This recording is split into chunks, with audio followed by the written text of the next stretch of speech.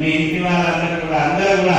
తప్పనిసరిగా పక్క వాళ్ళకు అందరికీ చెప్పి రోజు వింటేరు ఒక 5 నిమిషాలు మనం భగవన్నామస్మరణ చేసుకునేటువంటి అలవాటు పద్ధతిని మనం అందరూ కూడా నేర్చుకునేటట్టు ఆ బుద్ధిని బలాన్ని ఆ యొక్క స్వామి వారు మనకందరికీ కూడా ప్రసాదించాలని మనస్ఫూర్తిగా ప్రార్థిస్తూ